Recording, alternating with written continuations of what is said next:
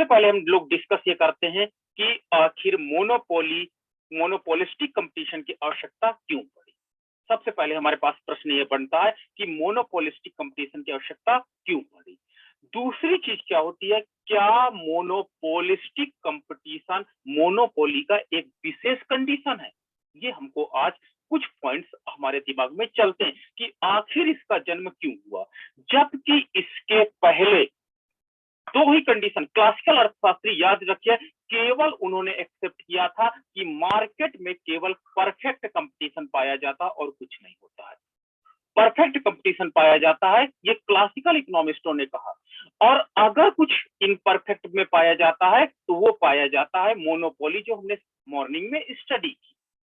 लेकिन 1933 में चेम्बरलिन और जॉन रॉबिन्सन आई और उन्होंने इस पर साइंटिफिक वर्क करना चालू किया।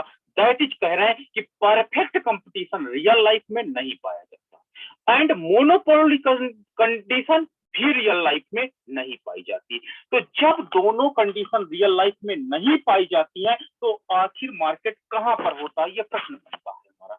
तो प्रश्न हमारा बनता है कि आखिर मार्केट कहां पर होती है। तो वास्तव में मार्केट जो होती है वो परफेक्ट कंपटीशन तथा मोनोपोली के बीच की कंडीशन को हम लोग मोनोपोलिस्टिक कंडीशन कहते हैं।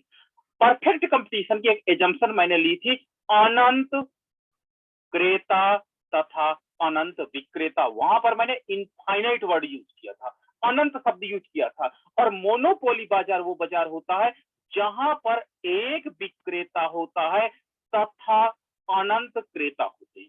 लेकिन आज हम डिस्कस करने जा रहे हैं अत्यधिक क्रेता एवं अत्यधिक विक्रेता अगर होते हैं बाजार में, अत्यधिक क्रेता एवं विक्रेता होते हैं तो बाजार की कंडीशन क्या होती है। और यहाँ पर बाजार में समरूप वस्तु नहीं होती, जो परफेक्ट कंपटीशन में हमने एज्यूम किया था कि प्रत्येक वस्तु समरूप होती है। यहाँ पर इन्होंने बताया कि नहीं, प्रत्येक वस्तु समरूप नहीं होती है। तो आखिर जो हमारे पास मोनोपोलिस्टिक कंपटीशन की कंडीशन है, मोनोपोलिस्टिक कंपटीशन की कंडीशन है, ये कंडीशन क्या कहलाती है। इस संदर्भ में 1933 तक हम आपको बता चुके हैं कि 1933 तक कोई कार्रवाई नहीं हुई, कोई अर्थशास्त्री ने इस पर गहन विचार नहीं किया कि परफेक्ट कंपटीशन और मोनोपोली के बीच की भी कोई कंडीशन होगी।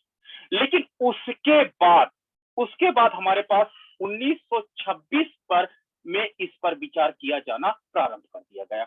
और सबसे पहले पियरो स्राफा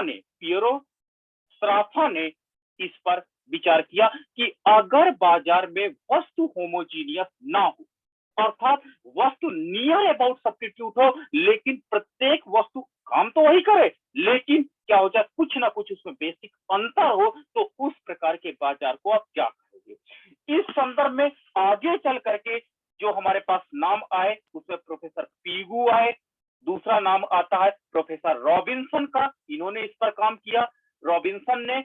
तीसरा नाम हमारे पास जो आता है वो रॉबर्टसन का आता है, और चौथा नाम आता है प्रोफेसर कान का।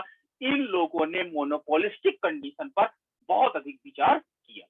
लेकिन 1933 में सबसे पहले साइंटिफिक रूप में श्रीमती जॉन रॉबिन्सन ने एक पुस्तक लिखी, पुस्तक का नाम था इकोनॉमिक्स ऑफ इम्परफेक्ट कंपटीशन। और इस पुस्तक में उन्होंने एकाधिकारिक प्रतियोगिता की कुछ लक्षण तथा मूल्य तथा उत्पादन का निर्धारण किस प्रकार से होता, इस पर गहन विचार किया। और श्रीमती जॉन रॉबिन्सन के बाद इस पर जो अगला प्रकाश पड़ा वो प्रोफेसर चेम्बरलिन द्वारा किया गया, और चेम्बरलिन ने अपनी एक बुक पब्लिश किया, और उस बुक का नाम था द मोनोपोलिस्टिक कंपटीशन, जिस पर उन्होंने एकाधिकारिक बाजार के अंतर्गत मूल्य तथा उत्पादन का निर्धारण किस प्रकार से होता है, इस पर गहन चर्चा प्रस्तुत किया।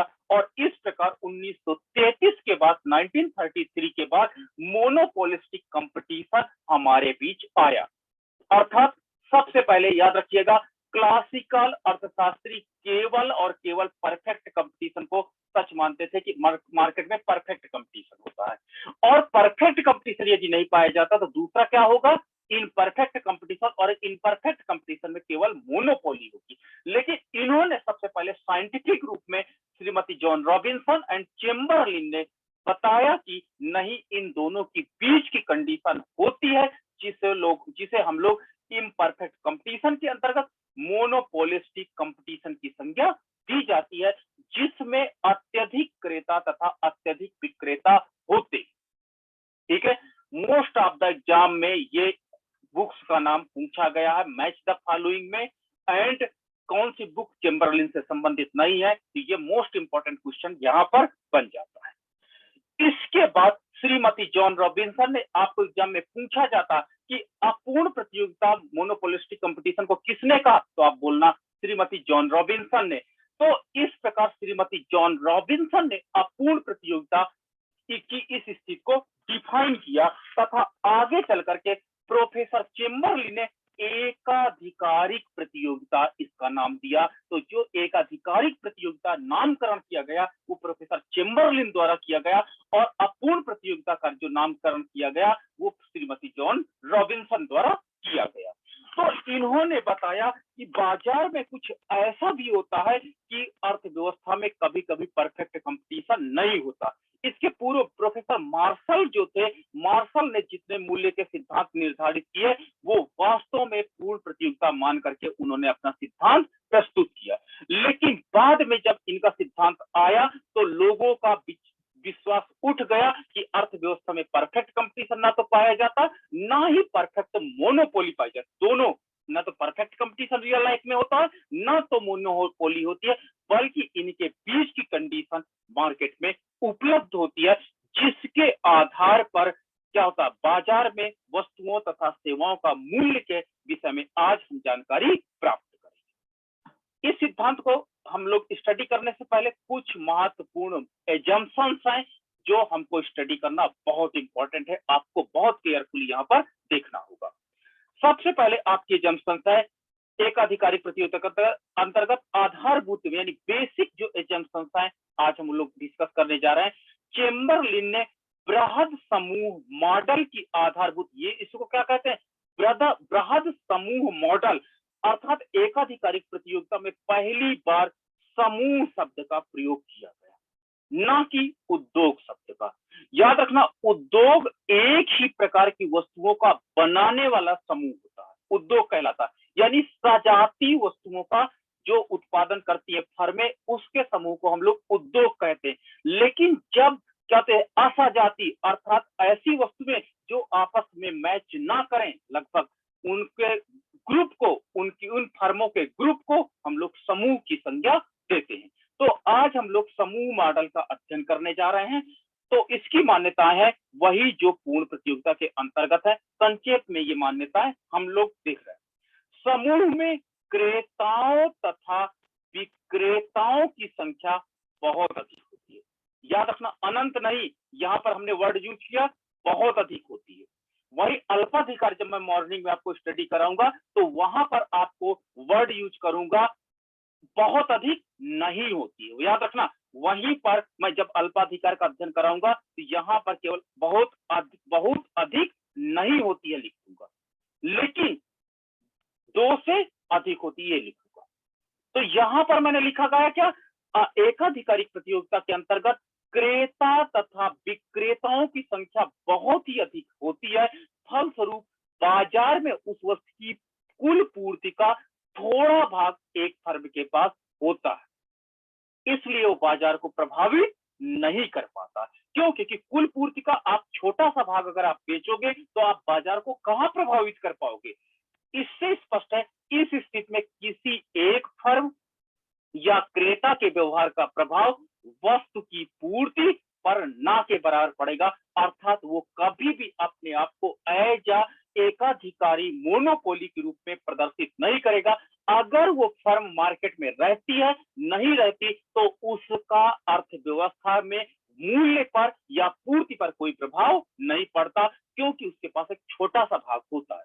क्योंकि फर्मों की संख्या बहुत अधिक होती है, इसलिए प्रत्येक फर्म स्वतंत्र रूप से कार्य करती है। देखिए, कुछ ना कुछ लक्षण यहाँ पे क्या मिल गए, परफेक्ट कंपटीशन के, और इस बात की परवाह नहीं करती है कि उसकी प्रतिद्वंदी फर्म अपनी वस्तु को क्या मूल्य रखेगा। याद रखना, इसमें जब एक ही प्रकार की वस्तुएं बनाने वाली ज्यादा फर्में होती है तो इसमें सबसे ज्यादा फर्में आपको प्रतिद्वंदी फर्म के रूप में नजर आएंगी। प्रतिद्वंदी फर्म का तात्पर्य क्या हो, जो आपके अपोजिट हो, यानी जो मार्केट में आपसे ज्यादा सेल्स करना चाहता। इसीलिए मोनोपोलिस्टिक कंपटीशन में सेलिंग कॉस्ट बहुत इंपॉर्टेंट हो जाती है, जबकि मोनोपोली में सेलिंग कॉस्ट उतनी इंपॉर्टेंट नहीं हो जाती। मैं एकाधिकारी हूं, जब मैं एकाधिकारी हूं तो मुझे कोई प्रॉब्लम नहीं है और मैं जितना चाहे बेचूं, चाहे जितना मैं क्या था ना बेचूं, लेकिन वहां पर सेलिंग कॉस्ट नहीं होती। मोनोपोली में, परफेक्ट कंपटीशन में सेलिंग कॉस्ट नहीं होती। आपने कभी भी चीनी का विज्ञापन नहीं देखा होगा, ठीक है। लेकिन जब एकाधिकारिक प्रतियोगिता की बात होती है तो फर्में आपस में प्रतिद्वंदी होती है, कॉम्पिटेटिव होती है। वो अपने प्रोडक्ट को प्रूव करती है कि this is my best product, आप इसको परचेज करिए। लैपटॉप को आप ले लीजिए, लैपटॉप की अगर बात कर लीजिए, ये एकाधिकारिक बाजार है, एकाधिकारिक बाजार है। डेल कहता है मैं बेस्ट हूं, एचपी कहता है मैं बेस्ट हूं। ओके, तो इसमें देखिए नियर अबाउट यानी समरूप के आसपास की वस्तुएं, लैपटॉप डेल का भी वही काम करता है, इंटेल का आपका कोर प्रोसेसर होता है, एचपी में भी वही होता है, लियन बैटरी होती है, सब कुछ कॉन्फ़िगरेशन सेम होते हैं, बट ये अपने प्रोडक्ट को विज्ञापन यानी सेलिंग कॉस्ट के माध्यम से प्रूफ करते हैं कि my product is the best product. तो एकाधिकारिक प्रतियोगिता के अंतर्गत प्रतिद्वंदी फर्में सेलिंग कॉस्ट के जरिए आपस में प्रतिद्वंदिता करती हैं, आपस में कंपटीशन करती हैं। ये याद रखिएगा, मोनोपोली फर्म कभी भी कंपटीशन नहीं करेगी और अपनी वस्तु का मूल्य प्रतिद्वंदी फर्म के आधार पर रखती है। प्रतिद्वंदी फर्म के आधार पर नहीं रखती, यानी वो उसकी परवाह ही नहीं करती, ये याद रखिएगा। अगला पॉइंट है समूह में। देखिए, अगर समरूप वस्तु हो, मैं आपको बार बार रिपीट कर रहा हूं, उद्योग क्या होता है, उद्योग समरूप वस्तु को बनाने वाले फर्मों के समूह को कहते हैं। यहाँ पे समरूप वस्तु यूज होता है। और नियर, अगर समरूप यानी होमोजीनियस कमोडिटी होती है और समूह में नियर होमोजीनियस होती है। नियर होमोजीनियस का मतलब होता है कि वो पूर्णतः समरूप नहीं होती है। तो इसलिए हम लोग एकाधिकारिक प्रतियोगिता के अंतर्गत समूह शब्द का प्रयोग कर रहे हैं, ना कि उद्योग शब्द का।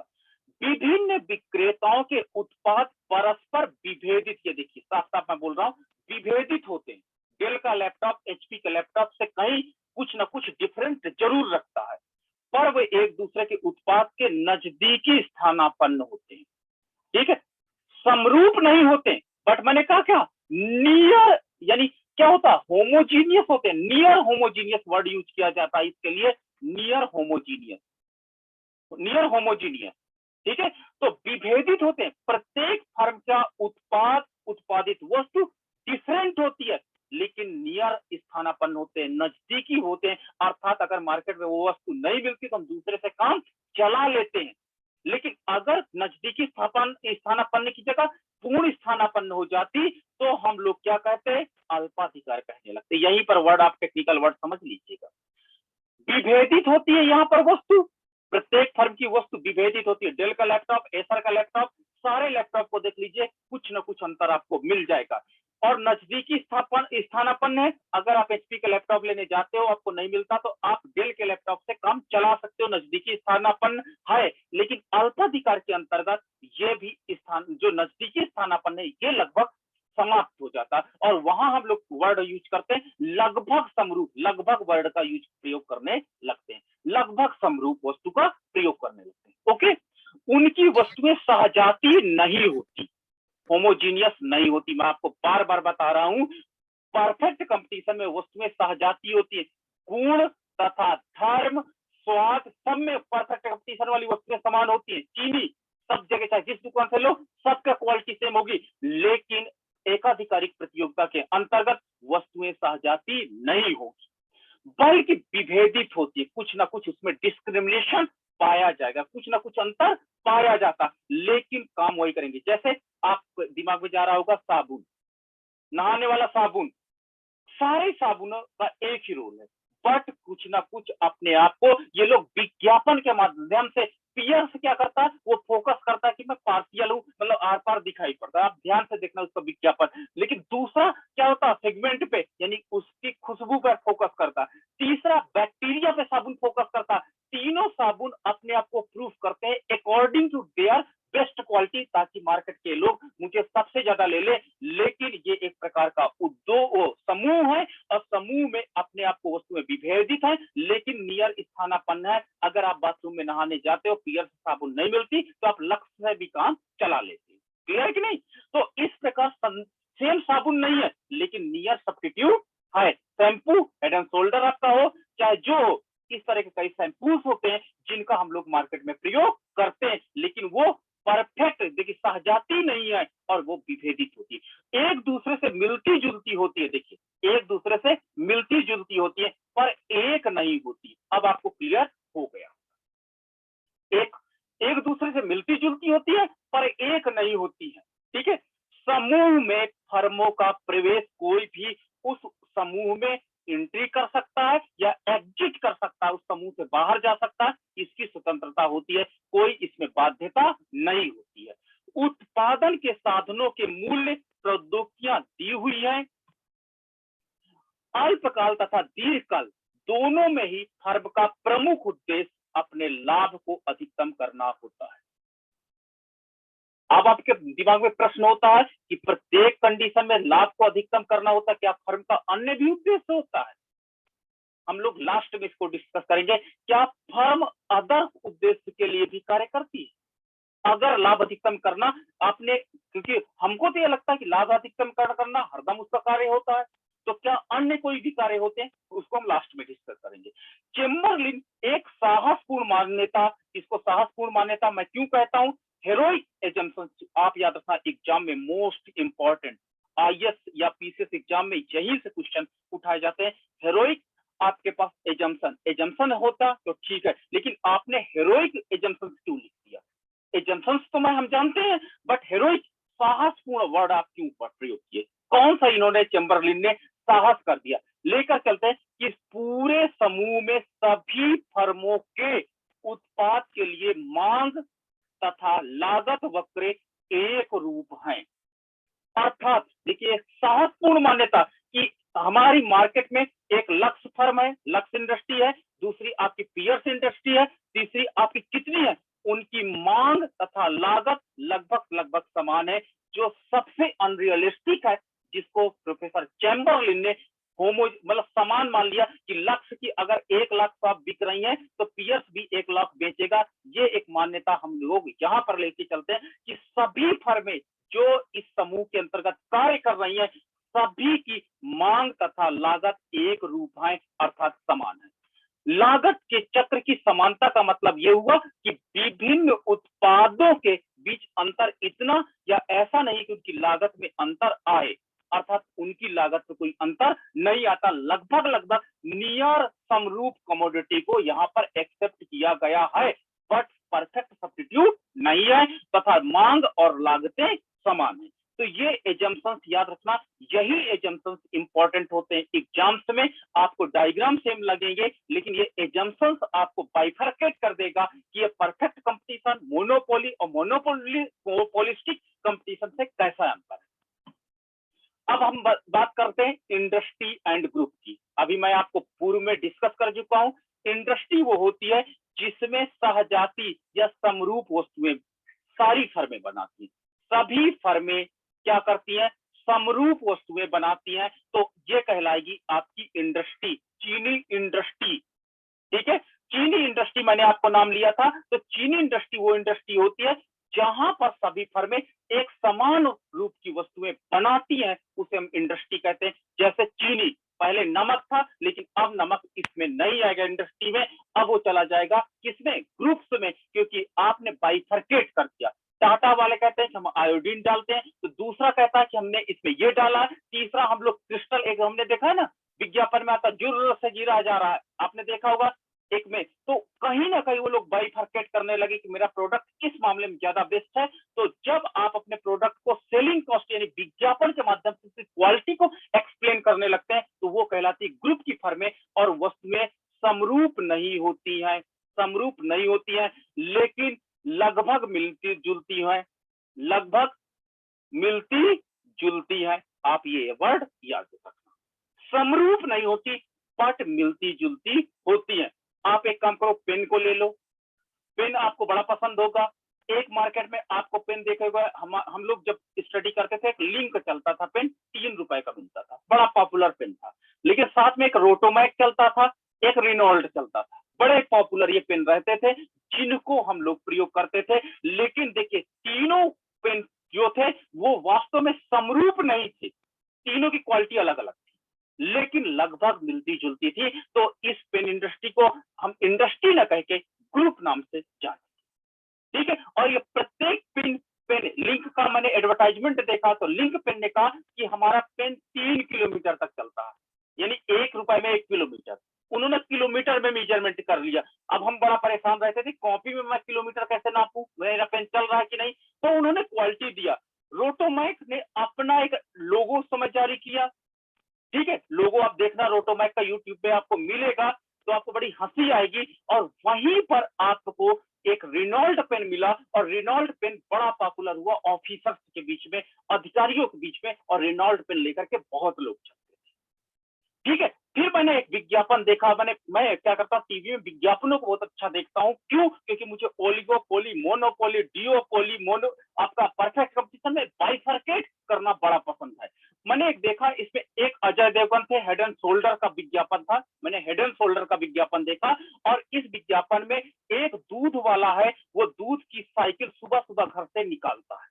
मैंने इधर देखा, अजय देवगन अपनी बीएमडब्ल्यू कार को लेकर के सुबह सुबह अपने घर से निकलते। दोनों का टीवी में 2 स्क्रीन आ जा रही थी। मैंने ऐसी टीवी देखी, टीवी में 2 स्क्रीन थी, इधर दूध वाला था और इधर आपका अजय देवगन थी। दोनों में दूध वाला एक पुल पर खड़ा होता है, अब पुल पर निकालता अपने जेब से सुरती, और सुरती को रगड़ता और वहीं पर खाता है। अजय देवगन एक बड़े भारी ब्रिज पे खड़े होते हैं, और उस ब्रिज पर वो अपनी एक सिगरेट निकालते हैं और उस सिगरेट को पीते हैं और अपनी कार पे बैठते हैं। दूध वाला अपने दूध को लेकर के आगे बढ़ जाता है। दोनों पूरे दिन काम करने के बाद घर पर पहुंचते हैं, और अजय देवगन अपने घर पर पहुंचता है, और अजय देवगन जाता बाथरूम में और हेड एंड शोल्डर का एक बड़ा सा डिब्बा उठाता है, नहाने लगता है। इधर दूध वाला अपने घर में हैंडपंप के पास बैठता है और हेड एंड शोल्डर का एक छोटा पाउच निकालता है, और वहां पर क्या करता है, वो नहाने लगता है। तो ये कहता है कि चाहे गरीब हो चाहे अमीर हो, हमारी पहुंच सब जगह है। तो भारत की अर्थव्यवस्था अगर मैं कह दूं पाउच इकोनॉमी है, तो मच बेटर होगा कि हम पाउच पर ज्यादा विश्वास करते हैं, क्योंकि इन्होंने अपनी मार्केट को एडवर्टाइजमेंट के माध्यम से लोगों तक पहुंचाया। इस पर एक अलग लेक्चर होता कि आखिर पाउच इकोनॉमी क्या होती है, ये आपका रिसर्च का पार्ट बन जाता है। तो ये देखिए, सेलिंग कॉस्ट यहाँ पर लोगों के दिमाग में बैठा है, दूध वाले के दिमाग में ये बैठाया गया कि आप अजय देवगन से कम नहीं है, भले उनके पास बीएमडब्ल्यू कार है, लेकिन आप लास्ट में हेड एंड शोल्डर यूज कर रहे हैं। तो इस प्रकार इंडस्ट्री समरूप वस्तु बनाती है, और ग्रुप समरूप वस्तु का निर्माण नहीं करता, लगभग मिलती जुलती वस्तुओं का निर्माण करता है। नाउ अब रेवेन्यू लाइंस कैसी होंगी, याद रखना, रेवेन्यू लाइंस मोनोपोली के अंतर्गत। रेवेन्यू लाइंस आपने सुबह देखा कि ये रेवेन्यू लाइंस थी एवरेज रेवेन्यू, और इसके आगे से जा रही थी मार्जिनल रेवेन्यू। उसी प्रकार मोनोपोलिस्टिक कंपटीशन के अंतर्गत भी रेवेन्यू लाइंस होती है एआर, और उसके आधे से जाती है एमआर। लेकिन बेसिक डिफरेंस क्या, दोनों सेम डायग्राम मुझे लग रहा है, बट ये है कि मोनोपोली में एआर और एमआर की स्लोप ज्यादा होती है, स्लोप हाई होती है, ये याद रखना। मोस्ट ऑफ द बुक में गलत बनाया गया है डायग्राम। और मोनोपोलिस्टिक कंपटीशन में याद रखना, यहाँ 45 अंश से मेजरमेंट कर लेना, ये 45 अंश से ऊपर का होता, यानी मोनोपोलिस्टिक फर्में, क्योंकि ज्यादा फर्में होती है इसलिए इस पे स्लोप लो होता है। तो देखिए यहाँ पर एआर फ्लैटर है, और जबकि मोनोपोली में ये एआर का ढाल ज्यादा होता है, और इसी के आधार पर एमआर का ढाल कम होता है, तथा मोनोपोलिस्टिक कंपटीशन में एआर का ढाल की अपेक्षा एमआर का ढाल डिटरमाइन होता है। तो ये डायग्राम आपको याद रखना, जो बेसिक डिफरेंस को आपको जनरेट करता है। आप एग्जाम्स में, मेंस के एग्जाम्स में, सिविल के एग्जाम्स में डायग्राम आप मोनोपोली का बनाते हैं, लिखते हैं मोनोपोलिस्टिक कंपटीशन है। तो ये एक इंपॉर्टेंट पॉइंट वहां पर हो जाता कि आप डायग्राम कैसा एक्सेप्ट करते हो, और डायग्राम देख करके एग्जामिनर आपके पेन को घुमा देता है कि आपने गलत डायग्राम को शो किया है। अगर आप, मैं मोनोपोलिस्टिक कंपटीशन का एग्जांपल दूं, मोनोपोलिस्टिक कंपटीशन पढ़ाऊं और डायग्राम ये बनाऊं, तो आपके दिमाग में यही डायग्राम चलेगा, परिणाम स्वरूप आपके सारे आंसर गलत रहेंगे। तो मोनोपोली फर्म में याद रखना प्राइस ऊंचा होता है, याद रखना मोनोपोली फर्म में हमने कल बताया था प्राइस ऊंचा होता है, इसलिए इसकी स्लोप ऊंची होती है, जबकि मोनोपोलिस्टिक फर्म में प्राइस क्या होता है, लगभग थोड़ा सा कम होता है मोनोपोली की अपेक्षा, इसलिए इसकी स्लोप ज्यादा होती है, सॉरी स्लोप कम होती है, लो स्लोप होती है, इसकी हाई स्लोप होती है। ये एक बेसिक डिफरेंस है। कॉस्ट लाइन की अगर मैं बात करूं तो मोनोपोलिस्टिक में प्रोफेसर चेम्बरलिन ने बताया कि सारी फर्मों की जब लागतों को उन्होंने समान मान लिया तो एवरेज कॉस्ट यू आकार का पाया जाता है, जो प्रारंभ में गिरता है, मिनिमम होता है और फिर बढ़ने लगता है। तो इन्होंने कहा कि एवरेज कॉस्ट यू आकार का पाया जाता है, और साथ ही साथ इन्होंने एक्सेप्ट किया कि मार्जिनल कॉस्ट भी यू आकार का पाया जाता है, बट इसमें स्लोप तेजी से होता है और मिनिमम पॉइंट से काट करके ऊपर की ओर चला जाता है। तो कॉस्ट का भी नेचर हमने चेक कर लिया। चलिए अब आते हैं equilibrium in short run. Short run की आपने बात बार बार कही। अल्पकाल वो काल होता है जब क्या होता है, मोनोपोलिस्टिक फर्म डिमांड के अकॉर्डिंग सप्लाई नहीं कर पाती। तो शॉर्ट रन में 3 कंडीशन आपको देखने को मिलेगी।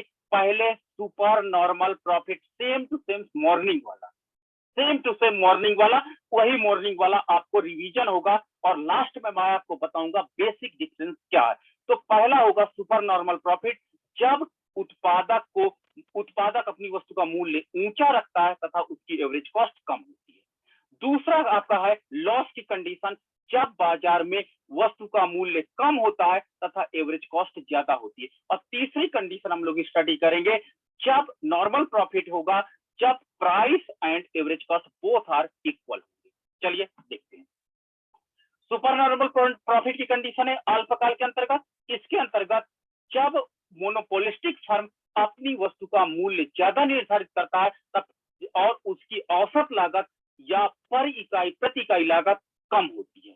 ठीक है, तो मान के चलते ये आपका मोनोपोलिस्टिक कंपटीशन का एआर कर्व है, यही को हम लोग प्राइस लाइन भी कहते हैं। इसी के आधार पर हम लोगों ने एमआर रेखा ड्रा किया, जो कि एआर के आधे से जाता है। ये आपकी एवरेज कॉस्ट रेखा है, एवरेज कॉस्ट रेखा है जो यू आकार का, प्रोफेसर चेम्बरलिन ने इसे यू आकार का शेप माना, क्योंकि सारी फर्मों की लागतें यू आकार में प्राप्त हो रही थी। और दूसरी बात थी कि इसका सीमांत लागत भी यू आकार का होता, बस इसकी स्लोप ज्यादा होती है और औसत लागत के न्यूनतम बिंदु से कट करके ऊपर जाता है। अब देखिए, मूल्य का मान ज्यादा है और औसत लागत का मान कम है, अर्थात ये कंडीशन प्रूफ हो रही है। अब संतुलन कहां पर होगा, तो संतुलन की शर्त, पहली शर्त थी कि जहां पर मार्जिनल रेवेन्यू मार्जिनल कॉस्ट के बराबर होगी वहीं पर संतुलन होगा। आप इस पॉइंट को देखिए, इस पॉइंट पे ई इक्विलिब्रियम पॉइंट है जहां पर मार्जिनल रेवेन्यू मार्जिनल कॉस्ट के बराबर है, और यहां से अगर मैं लंब डाल दूं, ये इंपॉर्टेंट पॉइंट है। अगर ई पॉइंट से केवल ई पॉइंट इसलिए हम सर्च करते हैं ताकि वहां से लंब डालने पर मुझे आउटपुट मिल सके। आपका ई का रोल वहीं पे समाप्त हो जाता है। ई केवल क्या करता है, सर्च करता है टोटल आउटपुट, सॉरी आउटपुट कितना है, टोटल आउटपुट कितना है। तो वहां से जहां से ई पॉइंट हो, अगर वहां से आप नीचे लंब डाल दोगे तो आपको आउटपुट मिल जाता है। तो वो आपका कहां पर है, ओ क्यू आउटपुट है। ये आपका कितना है, ओ क्यू आउटपुट है। ओके, और उसी अगर इसी ई क्यू को अगर हम लोग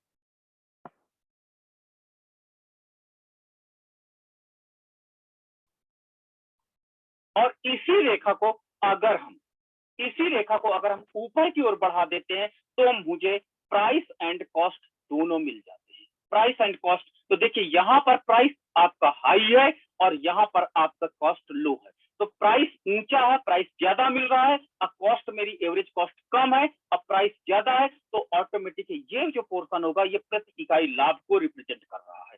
और जब इसको मैं लंब अच्छे से मिला देता हूं तो लंब अच्छे से मिलाने के परिणाम स्वरूप मुझे यहाँ पर देखिए प्राइस ओपी है और लागत कितनी है, ओपी1 है। परिणाम स्वरूप पीपी1 प्रति इकाई लाभ है, और ये चतुर्भुज पीपी1 आपका, इसको बी कर लो, इसको ए कर लो, ये आपको रिप्रेजेंट करेगी क्या, ये रिप्रेजेंट करेगी टोटल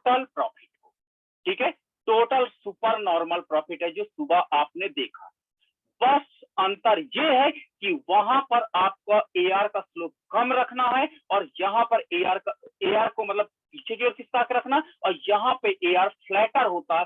बस ये है मोनोपोलिस्टिक कंपटीशन में बेसिक डिफरेंस। ठीक है, ये क्लियर आपका हो गया।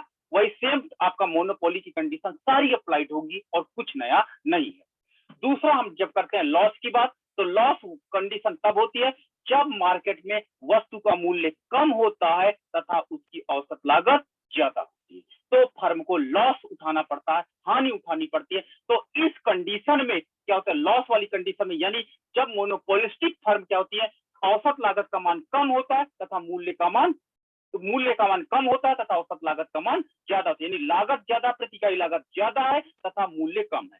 तो हमारे पास ये आपका एवरेज रेवेन्यू है, ये आपका, इसी को हम प्राइस लाइन कहते हैं, इसी को डिमांड रेखा कहते हैं। और देखिए ये आपकी, इसके आधार पर मैंने एमआर ड्रा किया।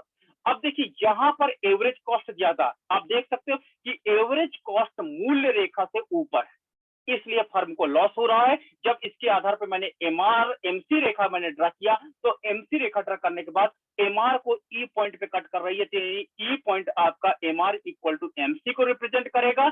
और यहीं से अगर मैं लंब पॉइंट डाल देता हूं, लंब डाल देता हूं, तो उसके परिणाम स्वरूप मुझे आउटपुट ओक्यू प्राप्त हो जाता है। ठीक है, और इस रेखा को मैं ऊपर बढ़ा दूं, इस रेखा को ऊपर बढ़ाने से याद रखना, आउटपुट रेखा को अगर ऊपर बढ़ाते हैं तो मुझे एक पॉइंट मिलता है, ए पॉइंट, और दूसरा पॉइंट मिलता है बी पॉइंट। तो यहां पर मैं देखता हूं कि लागत आपकी देखिए इतनी, क्यू बी लागत है, एसी का मान क्या है, क्यू बी एवरेज कॉस्ट है, एंड क्यू ए आपका क्या है, क्यू ए आपका प्राइस है, क्यू ए आपका प्राइस है। तो देखिए लागत ज्यादा, प्राइस कम है, परिणाम स्वरूप ये जो पोर्शन है ये प्रति इकाई हानि को दिखा रहा, ए बी जो है वो पर यूनिट लॉस को दिखा रहा कि एक मोनोपोलिस्टिक फर्म को प्रति इकाई लॉस कितना हो रहा है। जब हम इसको मिला देते हैं लंब अक्ष से, तो लंब अक्ष से मिलाने के परिणाम स्वरूप हम देखते हैं कि आपका ये P1 है, ये P, देखिए प्राइस कम है, ओपी प्राइस है, ये प्राइस कम है, जबकि इसकी लागत ज्यादा, और P1, P, A और B, ये चतुर्भुज जो होगा ये टोटल लॉस को दिखाता है। ये टोटल लॉस है एक मोनोपोलिस्टिक फर्म को, जो शेडेड पार्ट में आप देख सकते हो। उसी प्रकार नॉर्मल प्रॉफिट की जब हम बात करते हैं अल्पकाल में, तो नॉर्मल प्रॉफिट बाजार की वो दशा होती है जहां पर मूल्य तथा औसत लागत दोनों बराबर होते हैं, यानी फर्म को केवल इतना प्राप्त होता है कि वो बाजार में बना रहे, वो अपने समूह में बना रहे, वर्ड याद रखना, बाजार नहीं होगा, यहाँ पर समूह में बना रहे। मोनोपोलिस्टिक फर्म में, मोनोपोलिस्टिक कंपटीशन के अंतर्गत समूह शब्द का प्रयोग करेंगे, बाजार शब्द का प्रयोग नहीं करेंगे। और यहाँ पर एवरेज जो आपके पास है ये एआर है, इसी के आधार पर मैंने प्राइस को ड्रा किया, और यह इसके आधार पर मैंने एमआर को ड्रा किया। अब हमारे पास देखिए एवरेज कॉस्ट क्या है, देखिए मूल्य रेखा को टच कर रही है, मतलब जस्टिफाई क्या हो रहा कि प्राइस और एवरेज कॉस्ट दोनों बराबर है। तो इस प्रकार हम ये इस पॉइंट पे करते हैं, और जब इसके आधार पर मैंने मार्जिनल कॉस्ट ड्रा किया, तो वो एवरेज कॉस्ट के न्यूनतम बिंदु से कट करके जाता है, और देखिए MR equal to MC E point पर हो जाता है। ई पॉइंट आपका संतुलन पॉइंट है, जहां पर एमआर इक्वल टू एमसी को रिप्रेजेंट करता है। यहां से हमने क्या बताया कि ई पॉइंट से ऊपर और नीचे रेखा अगर यदि मैं खींच देता हूं, तो मुझे मूल्य तथा लागत प्राप्त हो जाता है। केवल रोल ई का इतना है कि ये पॉइंट वो पॉइंट है जिससे अगर हम ऊपर की ओर चलेंगे तो मुझे लागत तथा मूल्य प्राप्त होगा। अगर ई पॉइंट के हम लोग ऊपर की ओर चलेंगे तो क्या मिलेगा, प्राइस एंड एसी मिलेगी, प्राइस एंड एसी मिलेगा। और अगर ई पॉइंट के अगर मैं नीचे चलूंगा, नीचे की ओर लंब डाला जाएगा, तो मुझे आउटपुट मिलेगा। केवल इतना रोल ई अदा करता है, इसीलिए संतुलन बिंदु हम लोग ढूंढते हैं। तो ई से जब हम नीचे की ओर चलते हैं तो मुझे आउटपुट मिलता है, कितना आउटपुट, ओक्यू आउटपुट मिला।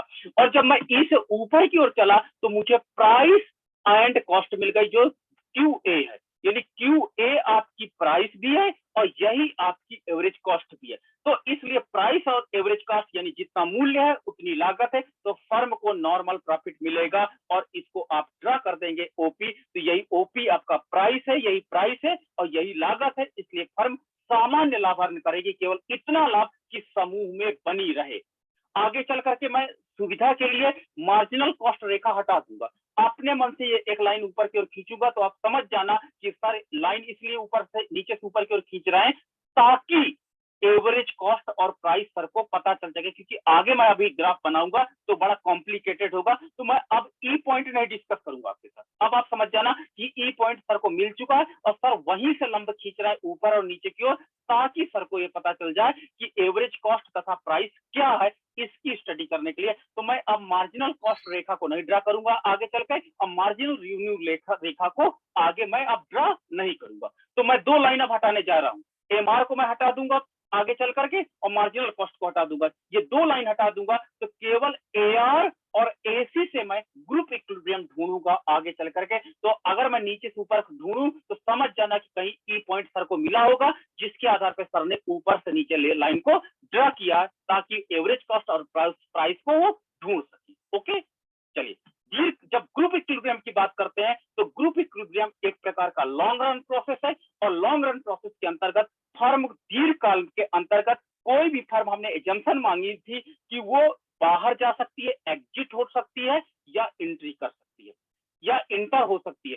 तो दीर्घकाल में अगर मार्केट में डिमांड ज्यादा होगी, जब मार्केट में डिमांड ज्यादा होगी तो उस प्रोडक्ट का प्राइस बढ़ेगा, जब बढ़ेगा तो अदर फर्में क्या करेंगी, अदर फर्म्स एंट्री करेंगी, परिणाम स्वरूप आपको सामान्य लाभ मिलने लगेगा, आपका जो सुपर नॉर्मल प्रॉफिट है खत्म हो जाएगा।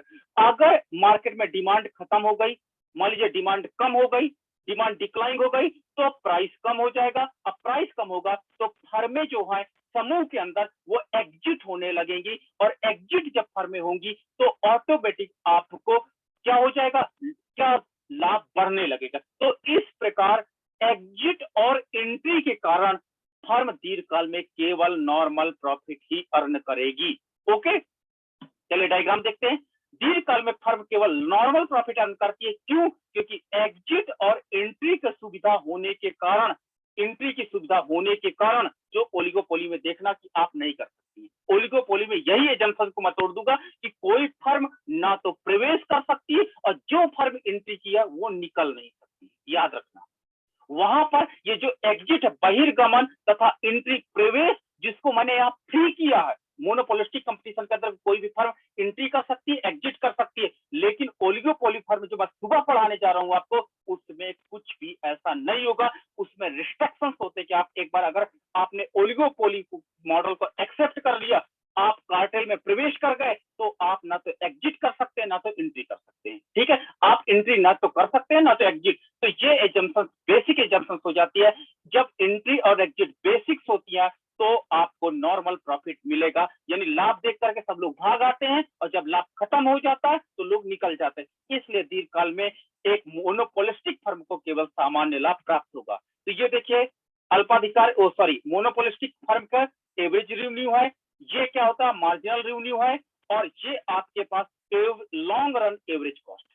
ठीक है, जो सभी फर्मों के से संयोग से मिलकर के बना होता। तो देखिए यहाँ पर मूल्य रेखा को long run average cost touch कर रही है, यानी मतलब क्या है कि प्राइस इक्वल टू LAC है, अर्थात मूल्य तथा लॉन्ग रन एवरेज कॉस्ट दोनों यहाँ पर बराबर है।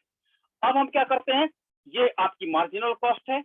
अब हम क्या करते हैं, इक्विलिब्रियम पॉइंट अभी मैं एक बार और ले लेता हूँ, चलिए आपको याद रहे। देखिए इक्विलिब्रियम पॉइंट ई है, जहां पर मार्जिनल रेवेन्यू मार्जिनल कॉस्ट है, केवल यहाँ पर ये रोल है कि इसके नीचे अगर मैं लंब डाल देता हूं तो मुझे आउटपुट प्राप्त हो जाता है। ई पॉइंट से अगर मैं नीचे लंब डालता हूं और ई पॉइंट से अगर मैं ऊपर की ओर चलता हूं तो मुझे प्राइस एंड कॉस्ट मिल जाती है। तो आपका QA प्राइस एंड कॉस्ट हो जाती है, प्राइस एंड कॉस्ट हो जाती है। तो हम क्या कहेंगे कि फर्म को सामान्य लाभ प्राप्त हो रहा है दीर्घकाल में।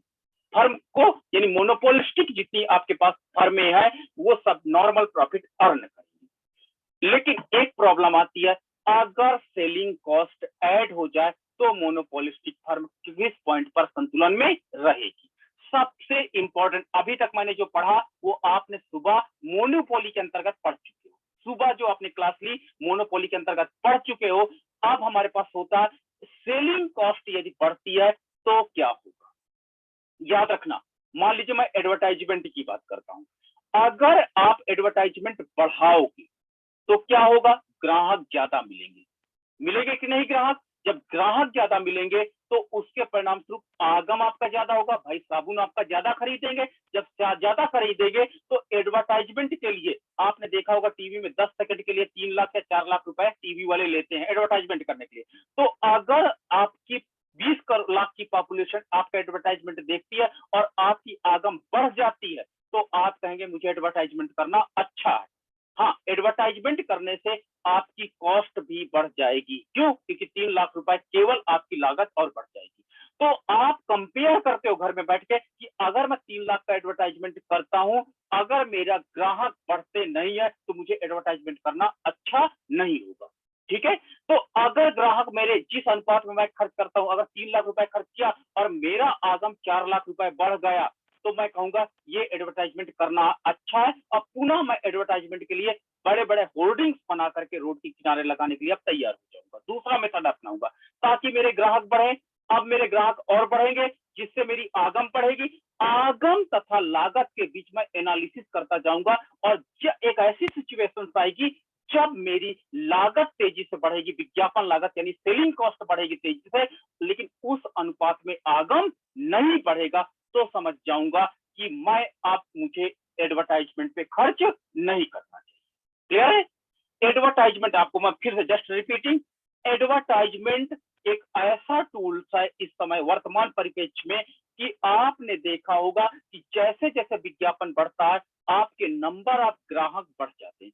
जब ग्राहक बढ़ेंगे तो आप एक फर्म की आय बढ़ेगी जिसको हमको कायदे से आगम कहना चाहिए। जब आपके साबुन ज्यादा लेंगे, साबुन बिकने से आपको आगम प्राप्त होगा। दूसरा, एडवर्टाइजमेंट कॉस्ट बढ़ने से आपकी टोटल कॉस्ट बढ़ेगी। तो एक प्रोड्यूसर कंपेयर करता है कि मेरी आय कितनी बढ़ी और मेरी लागत कितनी बढ़ी। क्लियर है? कंपेयर आप भी करते होगे लाइफ में, अगर कहीं विज्ञापन करते होगे, अगर लागत की अपेक्षा आय ज्यादा तेजी से बढ़ रही तो आप विज्ञापन का सहारा लेते रहोगे।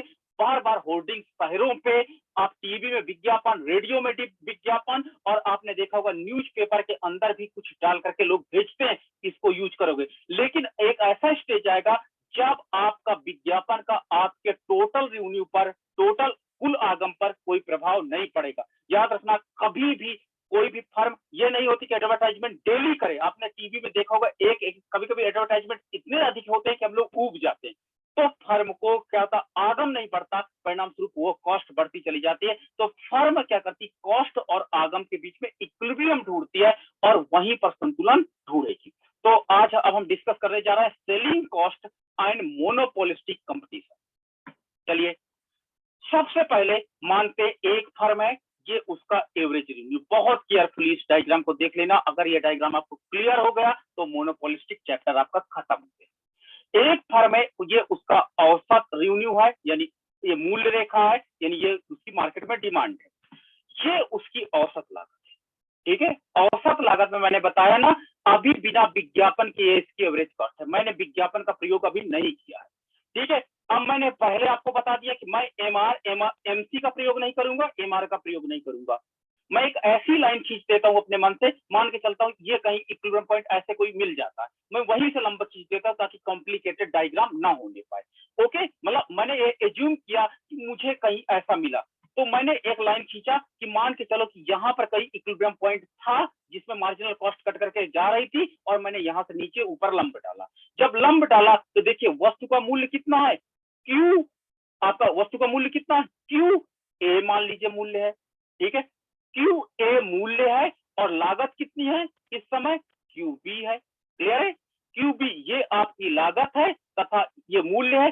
तो अतः फर्म इतना ए बी के बराबर लाभ, प्रति इकाई लाभ कमा रही है। और इसको अगर मैं लंब अक्ष पे मिला दूं तो टोटल लाभ मुझे मिल जाएगा। चलिए लंब अक्ष पे मिला देते हैं। तो लंब अक्ष पर मिलाने पर देखिए ओपी प्राइस है, प्रेजेंट में ओपी प्राइस है, एंड ओ P1 ये क्या है, कॉस्ट है। ये आपकी एवरेज कॉस्ट है एंड ये आपकी प्राइस है। क्लियर है? तो ये आपकी प्रति इकाई क्या होगी, ये आपकी प्रति इकाई लाभ होगा, और ये शेडेड पार्ट आपका टोटल लाभ होगा विदाउट, टोटल प्रॉफिट है मोनोपोलिस्टिक फर्म का विदाउट सेलिंग कॉस्ट के। अभी मैंने सेलिंग कॉस्ट नहीं प्रयोग किया हुआ।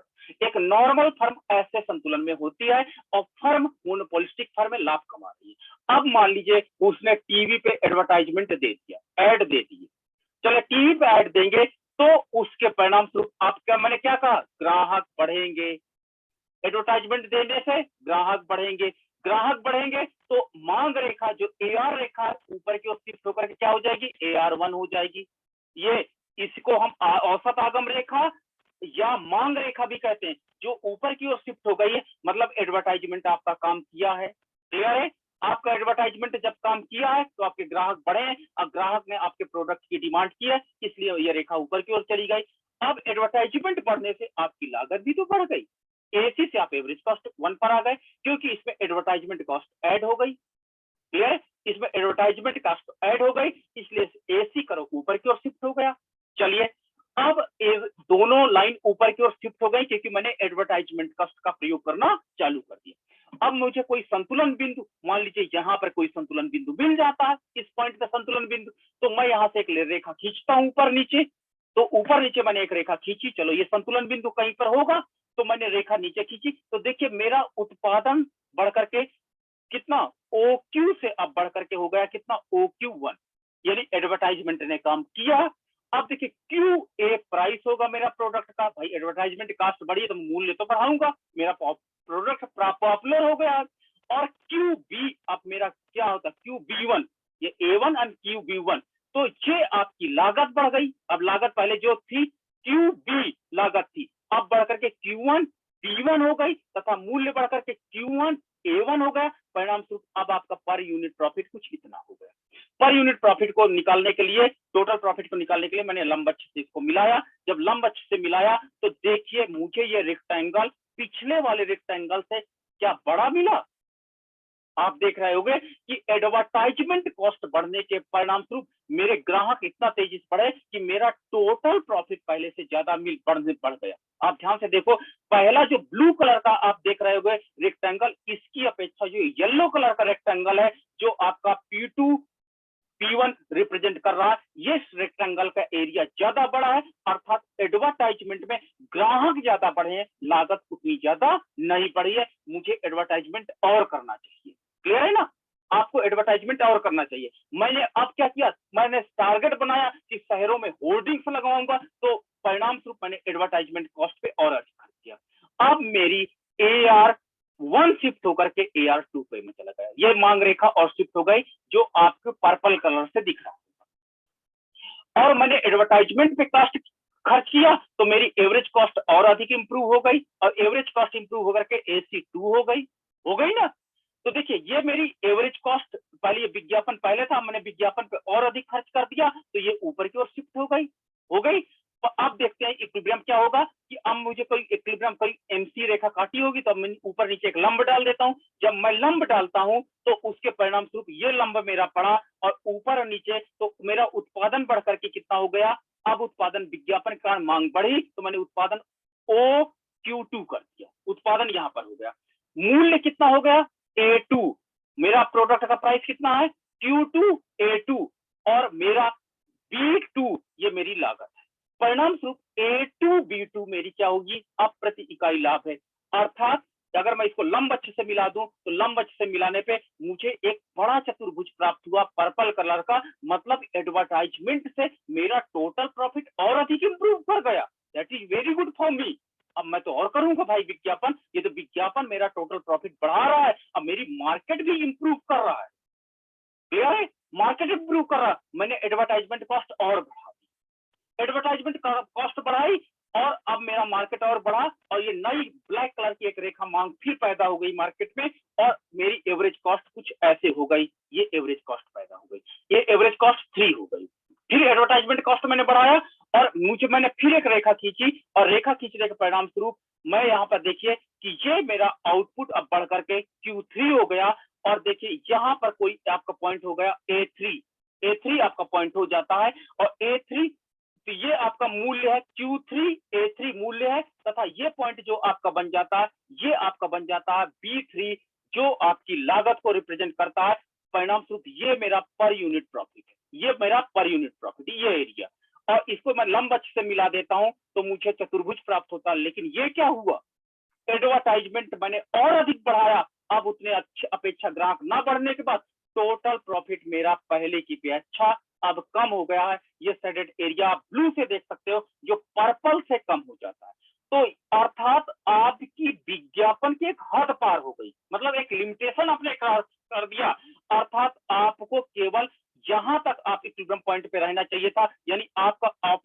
ग्राम OQ2 उत्पादन करना चाहिए था और इस मूल्य पर आपको प्रोडक्ट बेचना चाहिए था। परिणाम स्वरूप आपका जो ऑप्टिमम कंडीशन है, जो आपका बेस्ट कंडीशन है, आपका OQ2 आप नीचे देख सकते होगे, OQ2 उत्पादन करना चाहिए था।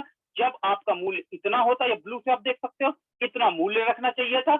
ये आपका क्या होता, कॉस्ट होती। परिणाम स्वरूप ये आपका जो मैं सर्कल बना रहा हूं, ये पर यूनिट प्रॉफिट होता। और ये जो आपका पर्पल कलर है, ये पूरा का पूरा आपका क्या होगा, टोटल प्रॉफिट होगा। तो आपको इतना अधिक आपको एडवर्टाइजमेंट कॉस्ट खर्च करनी चाहिए। तो एडवर्टाइजमेंट कॉस्ट खर्च करने से जरूरी नहीं कि हरदम आपको प्रॉफिट मिले, बाद में प्रॉफिट आपका डिक्लाइन करता चला जाएगा। क्योंकि याद रखना, विज्ञापन पर या विक्रय लागतों पर भी मितव्यताएं कार्य करती हैं। प्रारंभ में मितव्यताएं प्राप्त होती गई, इसलिए मेरा प्रॉफिट बढ़ता चला गया, लेकिन एक लिमिट मैंने क्रॉस कर दिया। अब मैं मान लो टीवी में फिल्म आ रही है, अब मैं बार बार अपना विज्ञापन दूंगा तो लोग टीवी बंद कर देंगे, आपके ग्राहक कम हो जाएंगे। एक लिमिट के बाद अमितव्यताएं प्राप्त होने लगती है और हमको विज्ञापन बढ़ाने से वास्तव में मुझे अपना उत्पादन बढ़ता हुआ नजर नहीं आता, प्रॉफिट बढ़ता हुआ नजर नहीं आता। यही है मोनोपोलिस्टिक कंपटीशन में सेलिंग कॉस्ट स्ट्रेटजी, रणनीति, अर्थात विज्ञापन के माध्यम से कैसे मैं अपना उत्पादन तथा लाभ बढ़ाऊं, यही मोनोपोलिस्टिक फर्म करती है। और मोनोपोलिस्टिक फर्म की एक हैबिट होती है कि वो विज्ञापन का ही सबसे ज्यादा सहारा लेती है, ताकि उसके माध्यम से अपनी प्रोडक्ट की क्वालिटी को बता सके। याद रखना, गुण धर्म को बता सके। टीवी में जब हम लोग देखते हैं तो उसके बाद मार्केट में जाते हैं और वही प्रोडक्ट ढूंढते हैं, ठीक है। इसके साथ लिए हम लोग और काम आगे बढ़ते हैं, हीरोइंस का यूज करते हैं, ताकि लोग, कुछ लोगों की फेवरेट हीरोइन या हीरोज होते हैं, तो वो उनका हीरो जब यूज करता है तो लोग उसको देख करके अपने लाइफ में इंक्लूड करते हैं। तो विज्ञापन कई प्रकार का हमारा पास होता है, जो आउटपुट बढ़ाने के काम आता है, साथ ही साथ प्रॉफिट बढ़ाने के काम आता है। तो ये आज का हमारा टॉपिक था, मोनोपोलिस्टिक कंपटीशन। हमें उम्मीद है आपको क्लियर हुआ होगा। चलिए, तो अब हमारे पास चलेगा क्वेश्चन